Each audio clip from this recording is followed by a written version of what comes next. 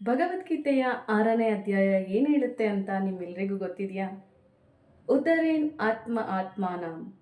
ಅಂದರೆ ನನ್ನ ಆತ್ಮವನ್ನು ನಾನೇ ಉದ್ಧಾರ ಮಾಡ್ಕೊಳ್ಬೇಕು ವಿನಃ ಬೇರೆ ಯಾರೂ ಬಂದು ಉದ್ಧಾರ ಮಾಡೋದಿಲ್ಲ.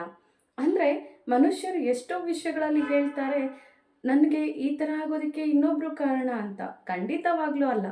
ಅವರ ಯಾವುದೇ ಆಗು ಹೋಗುಗಳಿಗೆ ಅವರೇ ಕಾರಣ ಆಗಿರ್ತಾರೆ.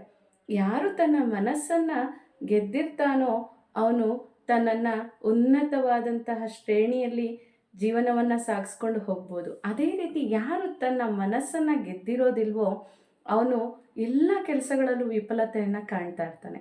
ಸೊ ಮನಸ್ಸನ್ನು ಗೆಳೆಯರನ್ನಾಗಿ ಮಾಡ್ಕೋಬೇಕು, ಫ್ರೆಂಡ್ ಮಾಡ್ಕೋಬೇಕು. ಆವಾಗ ಅದು ನಾನು ಹೇಳ್ದಾಗ ಕೇಳುತ್ತೆ. ಅದೇ ನಾನು ಮನಸ್ಸಿಗೆ ಗುಲಾಮ ಆಗಿದ್ದೆ ಆದಲ್ಲಿ ಮನಸ್ಸು ಹೇಳಿದಾಗೆ ನಾನು ಕೇಳಬೇಕಾಗತ್ತೆ. ಸೊ ಇದೇ ಭಗವದ್ಗೀತೆಯ 6ನೇ ಅಧ್ಯಾಯದಲ್ಲಿರ್ತಕ್ಕಂತಹ ಉದ್ಧರೇನ್ ಆತ್ಮ ಆತ್ಮಾನಂ.